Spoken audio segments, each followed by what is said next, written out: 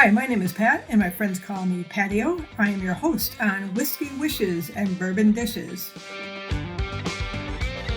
Have you ever gone into a bar and noticed all the different whiskeys and bourbons lined up behind the bar, glistening in the bar lights, and wondering what to order, how to order it, and what's their story behind each bottle? Well, this is a show in an American journey for bourbon lovers to discover the many different varieties of bourbons and the stories of the people behind them. Let's learn about the drinks, the food, and the people who make this beautiful brown drink an American favorite. Ready to join me? Let's get started. As a whiskey lover, why is barrel making important to know? Today's episode, I went to a Cooperage in Grand Rapids, Michigan to learn how whiskey bourbon barrels create all the beautiful, delicious layers of flavors and colors to whiskeys and bourbons. Now remember, a bourbon must be at least 51% corn in the mash bill for the recipe, not have any additives like caramel flavorings, and aged in a new charred white oak barrel for at least 1 year. The master distiller creates a mash bill to achieve the best whiskey bourbon from each season's crop of corn, wheat, and rye. It's part science, part wisdom, and part intuition. So now the question becomes, is it the mash bill with the corn sweetness, or the new charred white oak barrel that ages the bourbon that gives it the perfect blend of vanilla, caramel, or nuttiness flavor? The distillers and coopers will never agree. However, when a distiller wins awards for a whiskey or bourbon, you can bet others are going to figure out who's making that barrel. And that is why, in less than 5 years, Croze Nest has become so popular. Distillers throughout Michigan and 4 other states are seeking Croze Nest owner and cooper Joe Smith to get his prime, handcrafted white oak barrels with just the right amount of charred layer to give them the final ingredient to age their recipe in. Joe uses white oak from Missouri, where it is cut, naturally aged, and then cut to order throughout the U.S. Upon receiving his shipment, Joe again ages that wood before he cuts his order. Now think about this process a minute. You have a tree that was grown in Missouri and cut and aged naturally there for X amount of time, depending on the season. You got the temperature, the rain, the snow, whatever bugs they have in their area, the fungus in that area, and it's all absorbed into the wood. Now the narrow pieces of boards, or called staves, are cut and shipped to like the Croze Nest in northern lower Michigan, and is aged again to retain Michigan's weather, their bugs, our fungus, and whatnot. The science behind this process can be mind-boggling. Now, especially once the barrel is made, either by hand or machine, and then it is filled with a whiskey and bourbon, and is stacked in a rack house at the distiller's location, where the environment and temperature are factored in once again for the aging process. During the aging process, the angel's share takes its portion, which allows the room in the barrel for a little air to be moving through the barrel. So the whiskey bourbon now has a little room now that they can start moving in, and it absorbs into the charred oak wood. And the chemical reaction is nothing but pure magic. The sweetness and the layers of flavor come through, and now it's a waiting game until it's properly aged. At Croze Nest, Joe constructs his barrels by hand.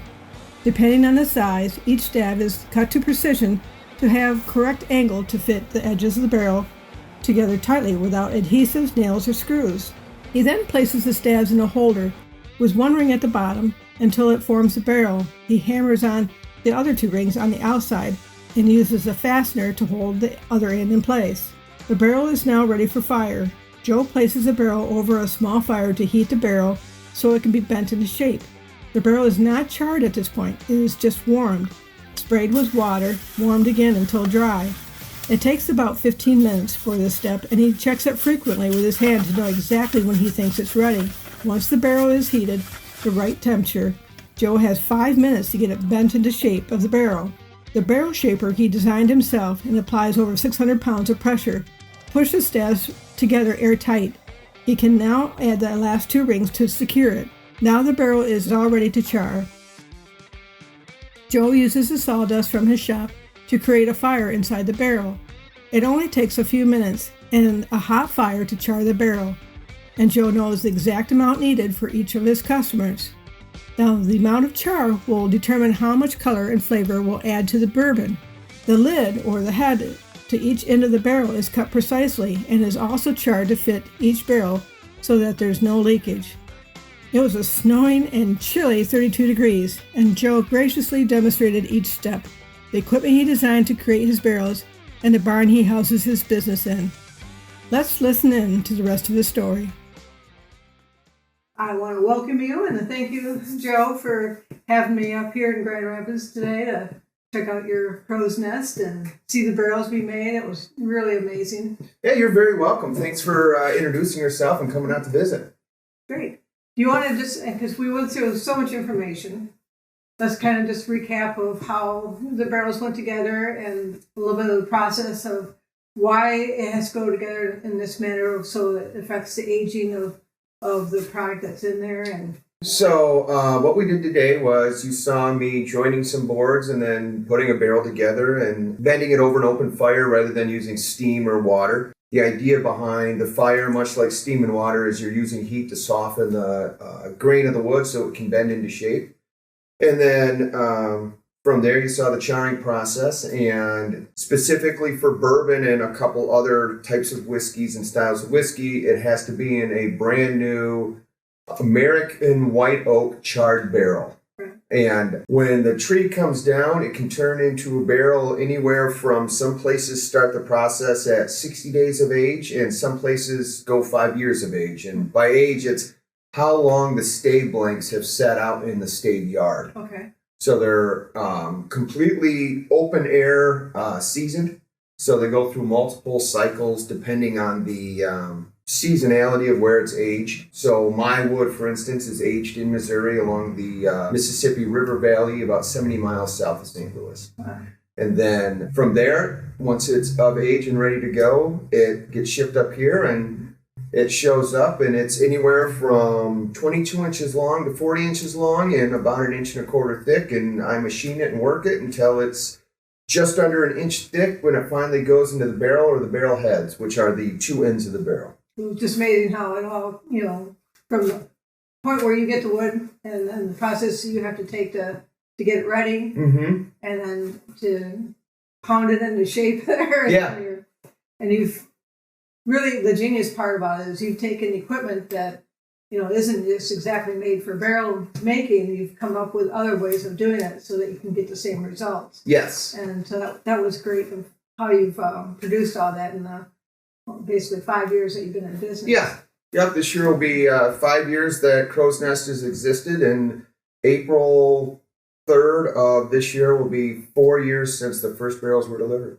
And you're already producing almost over 500 barrels of. Yeah, we're doing just over 500 barrels a year on average now, and we're looking at some really good growth, not only in Michigan but in other states, as products are coming out of my barrels, and luckily they're winning awards. And then distillers talk, and it's just been a really fun process to grow the business from the ground up, essentially. That's great. It must be great to see your work going to these places and they're getting awards for their bourbons and whatnot. Or you could say it was your barrels that were making the bourbon so well. So yeah, that's always an argument between the distiller and the cooperage. I bet that is.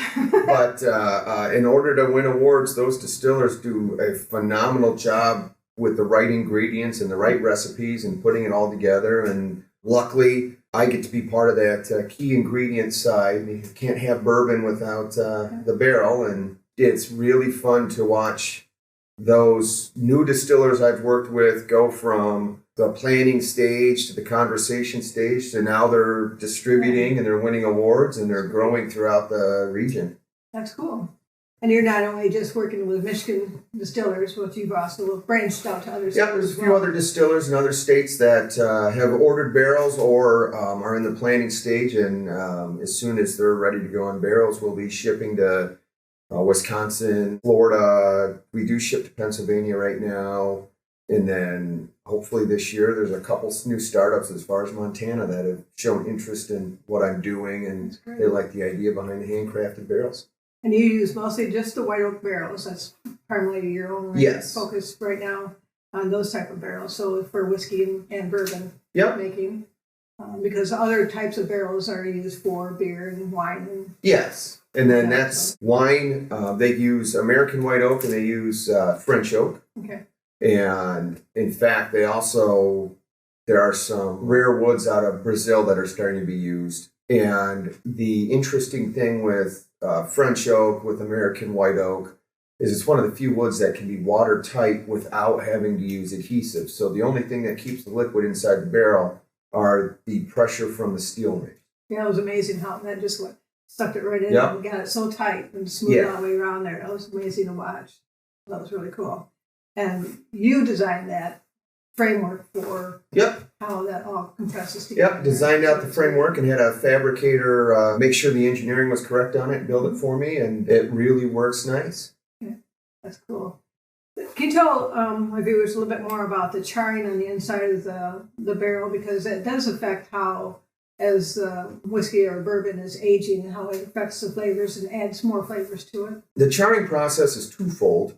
So it helps filter out some of the impurities that can still be in that alcohol that goes in. Mm-hmm. But it also, when you char it, it's introducing and it opens up the inside barrel grains for the spirit to be introduced to the inner sugars, the vanillins, the caramel flavors, as well as it helps add to the aromatic qualities the aromatics of the bourbon itself. So when you drink a glass of bourbon, you're not only getting the aromas from the raw ingredients, but you're getting aromas that are created when the whiskey goes into that barrel and starts to break down those sugars and different chemicals. And it's really an incredible chemical process that happens inside that barrel, because the longer a barrel ages, the more time and the deeper into the wood that spirit gets. But you're also introducing more, oxygen from the evaporation. So when some of that alcohol evaporates and you get the angel share, it creates a little bit of headspace in that barrel, and that's an introduction to the small little bit of oxygen that then helps it get to the next level. And it's really an incredible process that happens inside the barrel. And there are a lot of people that have studied barrel science, and almost everyone I've ever talked to said after 25 or 30 years of studying barrel science, there's still magic that happens inside that cask that they can't quite explain. That's the beauty about it. Yeah. It's just the outcome and with all the research that they've done, it's still the result that you get on the other end is just amazing. Yeah. And it can be, each barrel is going to be a little bit different. Yeah. Because you've got different seasons that you're dealing with the corn or the wheat or the rye that they're using. And so even the process of the wood being aged, like you said, is going to vary for the season that's going on during that as well, right? Yeah. So when you put all those combinations together, there's just I don't see how there could even be, how close they even come for having each bottle be. There are a lot of distilleries that, especially larger ones, they have programs where they know exactly what area of the rick house, a rick house is where they store barrels. Mm-hmm. They have areas of the rick house they know will actually age the barrel differently. So whether it's high or low, whether it's on the left side or the right side, what side of the rick house gets the sun versus, what side doesn't get nearly as much sun, to adjust the heat and whatnot inside the rick house. 'Cause a lot of rick houses aren't heated or air conditioned. They just let the natural elements happen. Mm. And even specifically down in Kentucky, most of those are open air rick houses. Okay. So for the most part,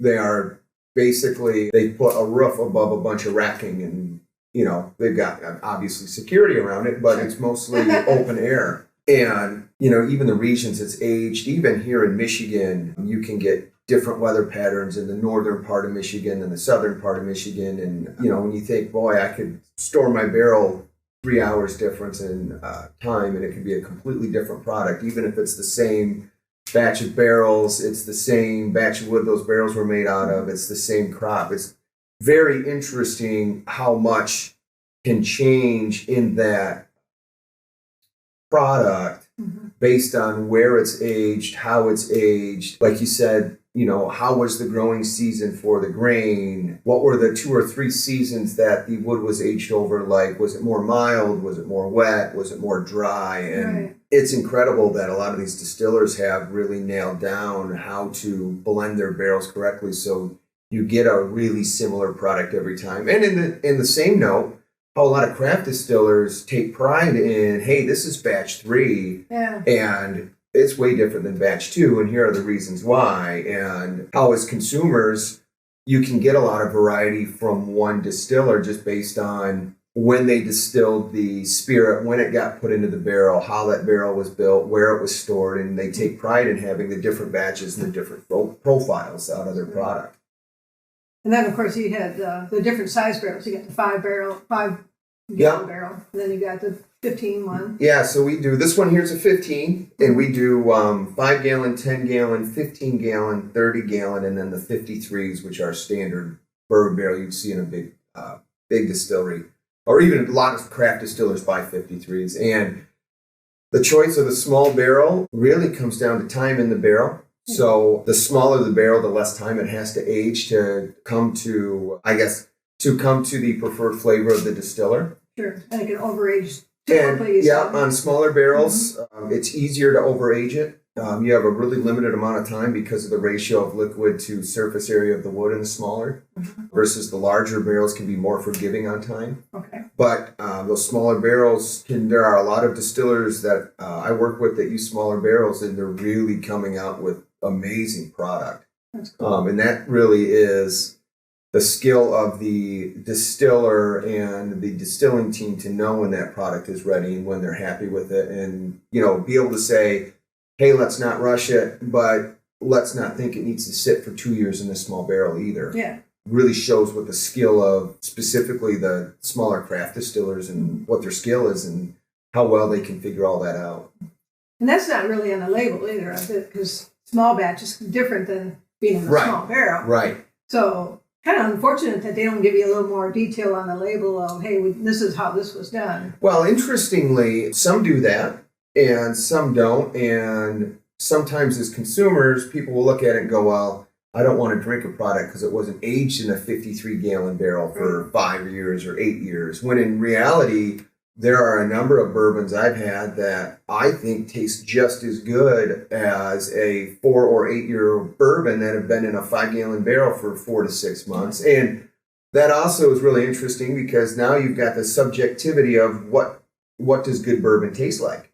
And my opinion may be way different than somebody else's. I, having been around the industry now for 5 years, that is such a subjective conversation that happens between distillers and cooperages. And on the cooperage world, there's always arguments about what's the right age of the wood. Is 3 months outside just good enough, or does it have to be 3 years? And with us and our age of wood, we found a good sweet spot that the customers are really happy with, and it works out great for us. But some would say my wood is too young, and there are some that say, oh, it's way too old. It's just very interesting when it comes down to all the subjectivity that surrounds aged spirits, and really it comes down to your palate and what you like. And luckily, the distillers that are using my barrels are really liking my barrels, so they keep coming back. Yeah, you're growing fast, and that's just by word of mouth. So. Yeah. I've been told that you're the go-to guy in Michigan for the barrels here, so I had to come right up here and check this out. It's just an amazing process of how this all goes together, and you've given me a great tour. I really appreciate it today. Is there anything else you want to add or you can think of? No, I really appreciate you coming out and chatting with me, and one thing that I really like is I started the business on the small family farm that my parents have, and we're still here. It's become part of the story, so we'll see how long we can be here. And then, in doing all of this, learning that my 10th great grandfather was the master cooper on the Mayflower in 1620 was a really interesting how this business plan kind of turned into a genealogy.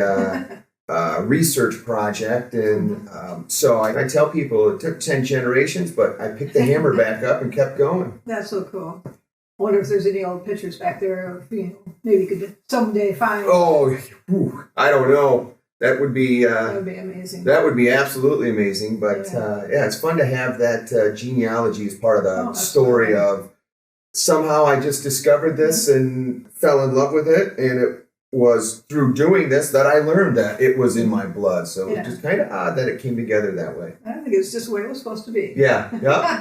I do appreciate you having us up here. I really love the shop and everything that you showed us here today. And we're going to get this out to everybody so they can see what you're all about. Well, thank you so much. And, for the listeners and the viewers, just about every Michigan distiller has got something in my barrel, so support local. Keep me busy. That's right. I think that's what everybody's learned from this pandemic, is that we really need to support the local people. So I think that's really come around.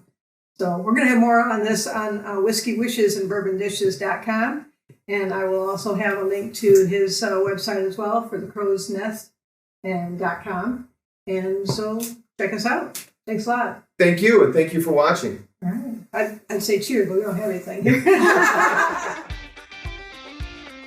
Hey, thank you so much for listening today. I hope you enjoyed it. If you would like more information on today's episode, you can go to my website, whiskeywishes and BourbonDishes.com, or click on the link below.